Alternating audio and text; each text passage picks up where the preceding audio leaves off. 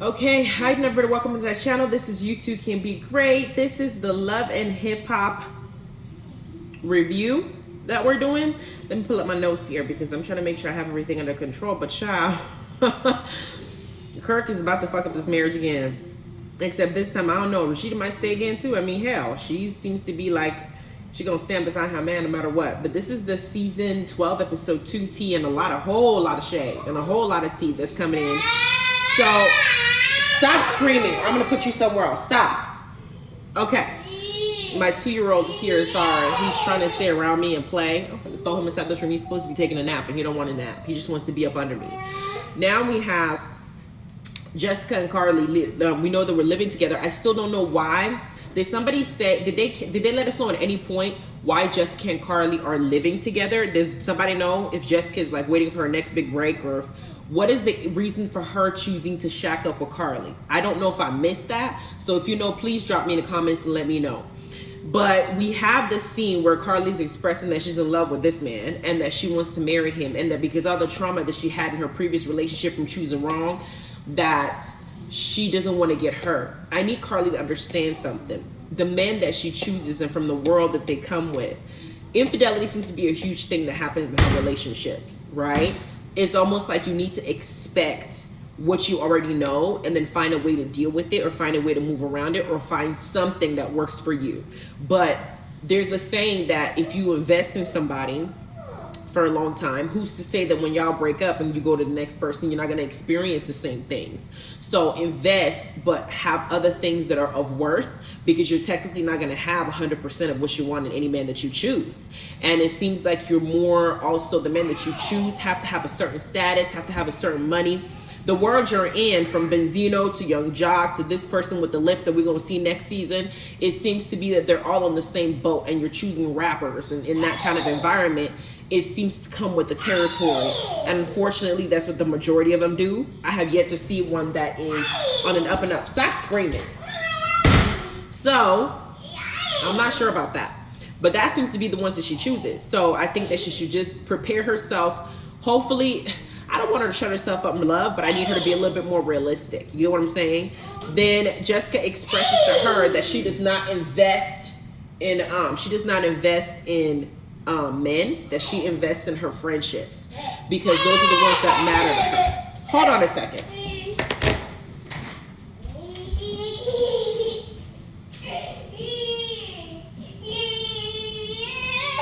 Don't play. Don't play, because you're yelling in my face.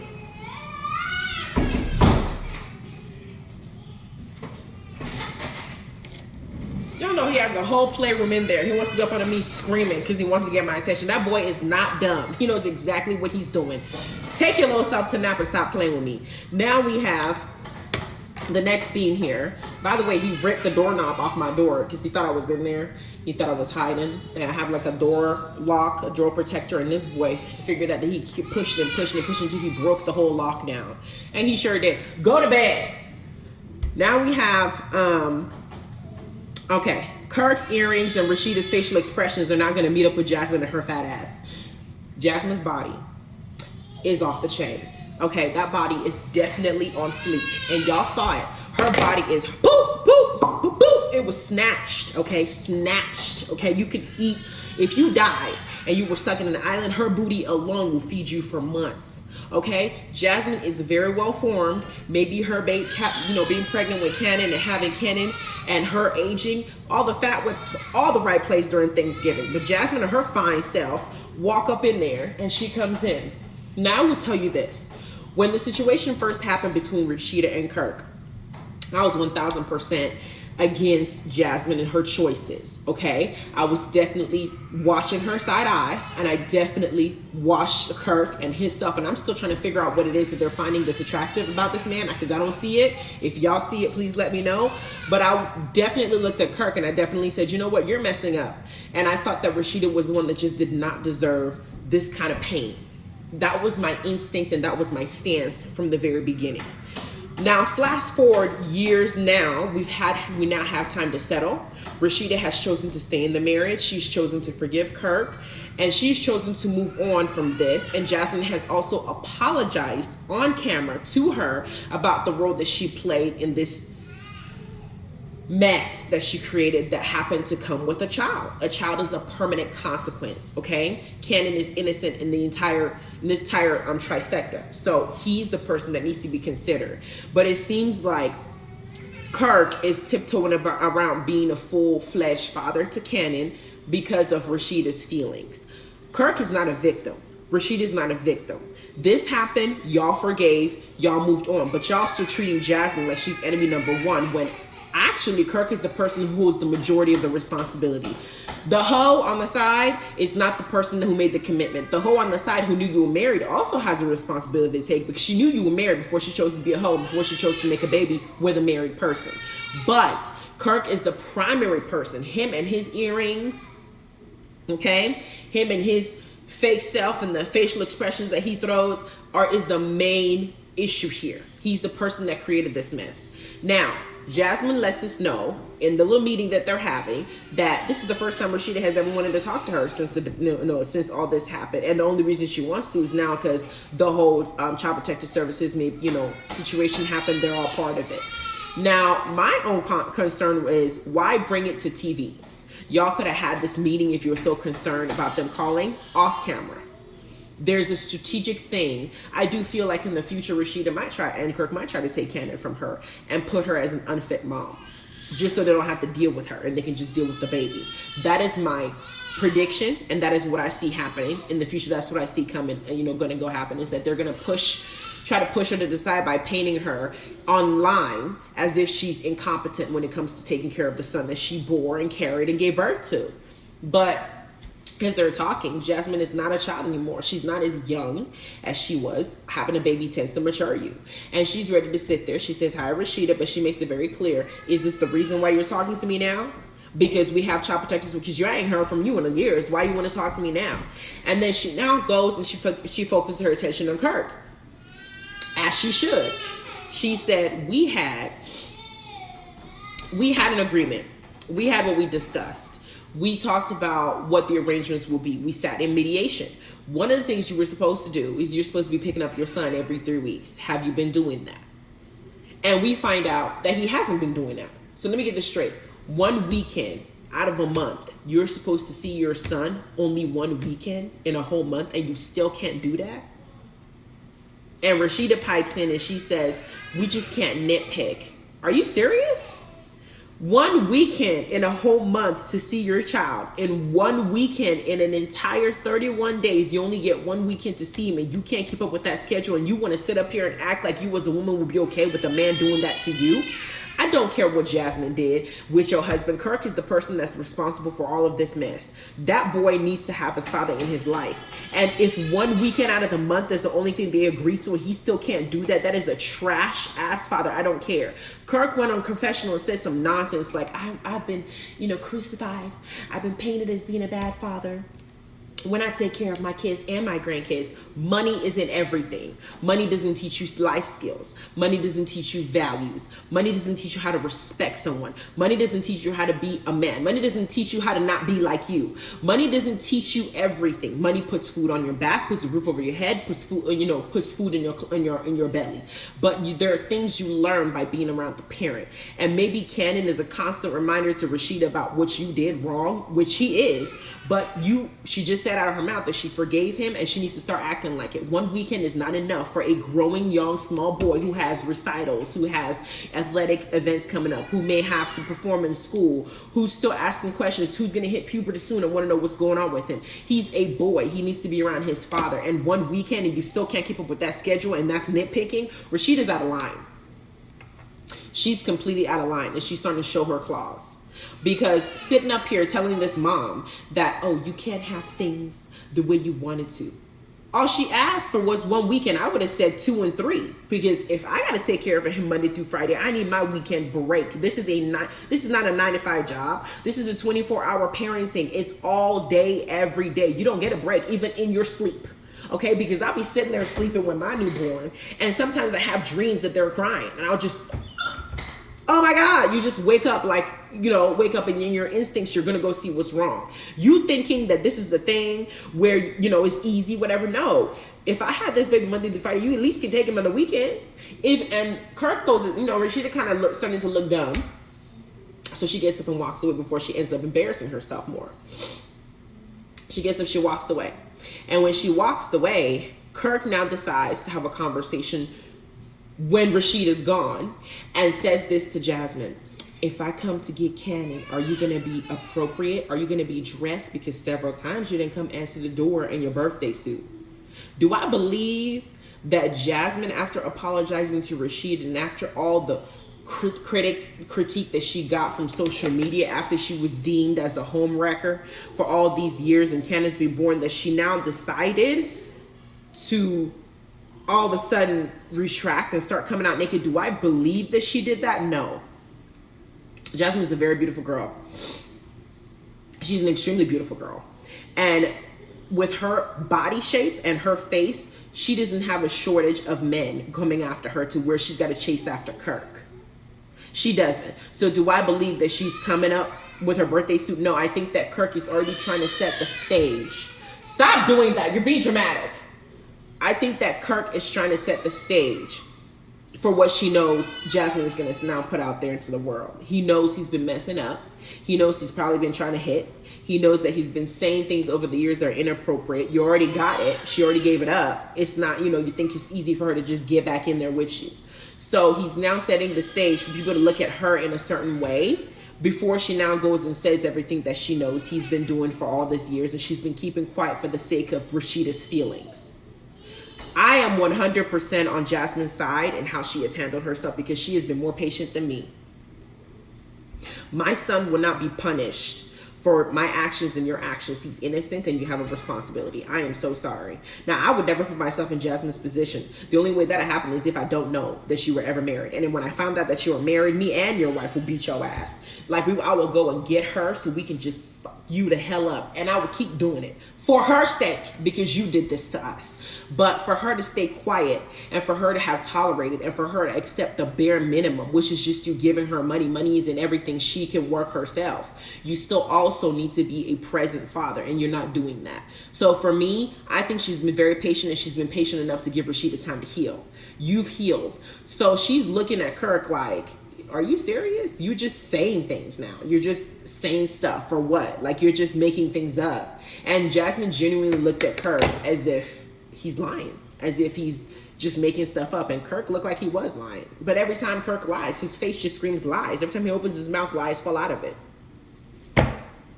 Kirk, to me, is a wolf in sheep's clothing, because he has what seems like an innocent face. But he does some of the worst things I think I've ever seen anybody do for a woman that is still being patient and still forgiving. And for him to continue to still do this with Jasmine, and for Jasmine to exercise restraint, because Jasmine could have been like, screw this, since Rashida's trying to do this and the third, I'll just keep effing you just to get back at her.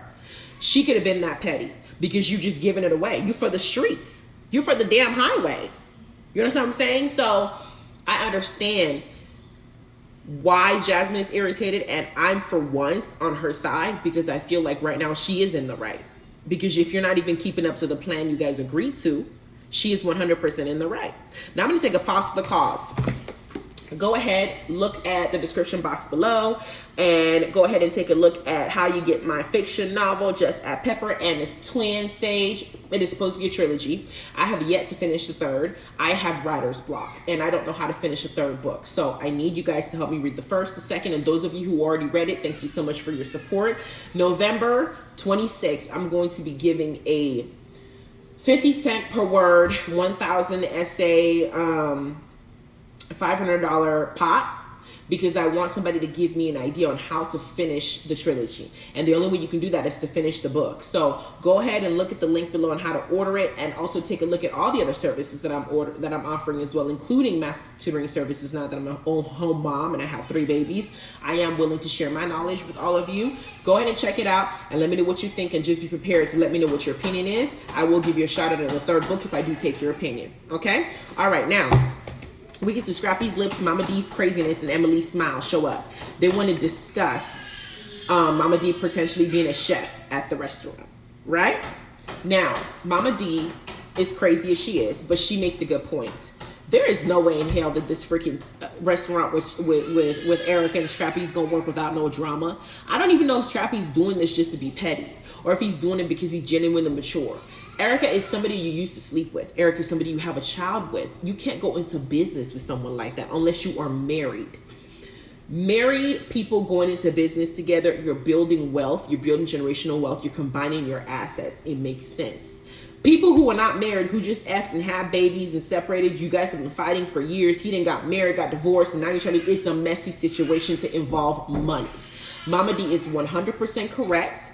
I don't know what Scrappy's doing. I don't know what world Erica's living in, because she's thinking if you can travel together, do a business together, you can maybe be together. Girl, what?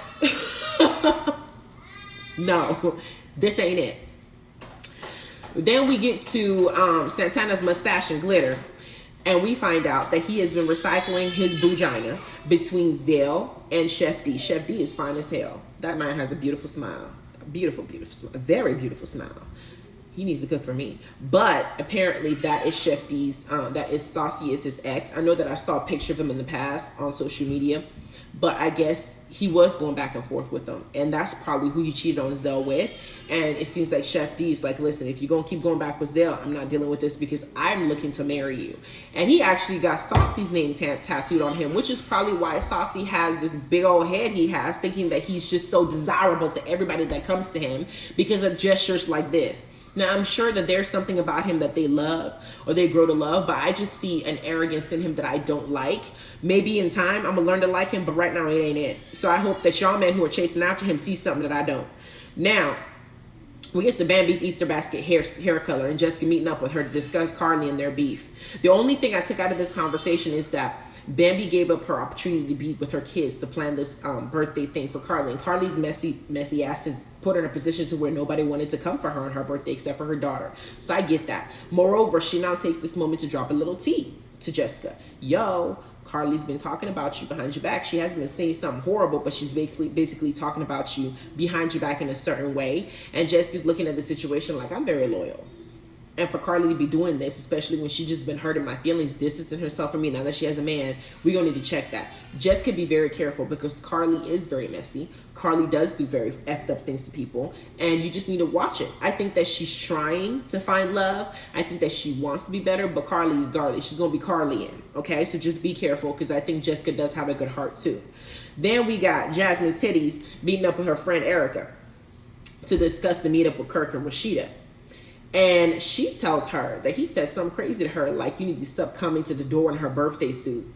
And that they brought up the case that was dismissed. The girl is my friend because she told her, listen, the case was dismissed. You're a good mom. Don't worry about it. But you need to stop playing nice because he's just trying to control you in this situation and control how he maneuvers with your son, which is 100% facts. He's trying to do that to please his wife, but I don't give a damn. It's one thing for me not to sleep with you. I'm not calling you. I'm not being inappropriate. If anything, if he really wants to please Rashida, they can be on a three, text message chat where none of them can say anything except on that chat. So Rashida is well aware of what conversation is occurring. They can do that too. Rashida can be the one to go and pick up Cannon if she really has forgiven him, if she doesn't want Kirk to be around her. There are other things that you can do aside from keep the son away completely, and you can't even see him for months at a time when you don't even pick him up the one weekend out of the month you're supposed to pick him up. That's crazy. But she said that she's been keeping quiet, that whenever she asks Kirk for more, Kirk will say he can give you more, but you have to give up some booty. You have to give up something for me to get more, like a hoe, basically. And she said that there's other things that Kirk does, complimenting her body, complimenting the way she looks, doing little things, anything but ask how Cannon is doing. And that she's been keeping quiet about it because of Rashida's feelings. And the friend said, has Rashida been considering your feelings, especially when it comes to Cannon? She said no. So the friend said, well, she ain't considering your feelings, then don't. The time has come when we can't keep punishing Jasmine for her actions and not punishing Kirk as well. Okay? they both did this, with Kirk carrying the bulk of the responsibility. Time has passed. This boy is growing. He exists. We've gotten over the shock. Society has accepted the fact that Cannon's here. You've accepted the fact that he did this by staying with him.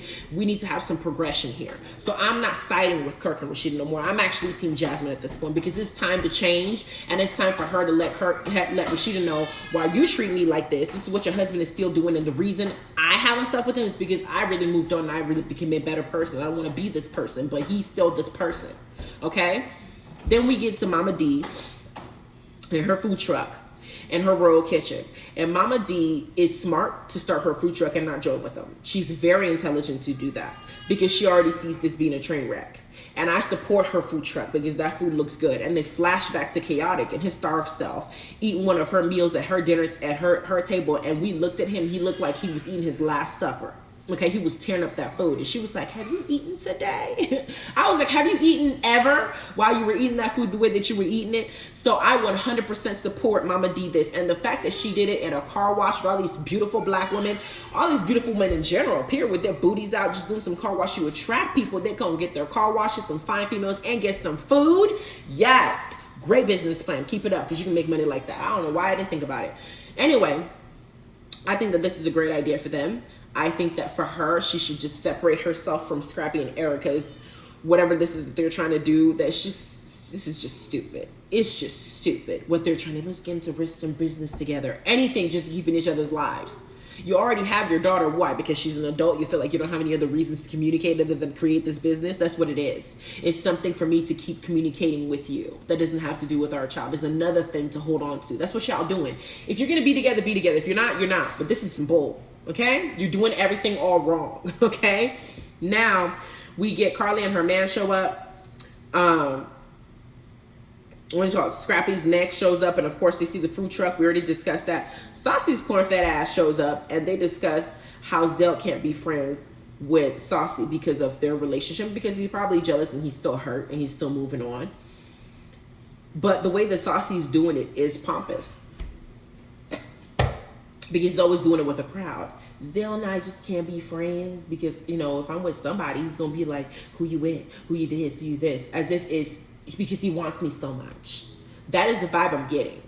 Okay? As opposed to Zell and I, you know, our relationship ending is still fresh. I think he just needs a little bit more time still. So I'd rather just keep my distance to let him move on, because I do want him to be happy. That would be what I would say, because that seems like you actually care and it's not you just being self-centered. Okay?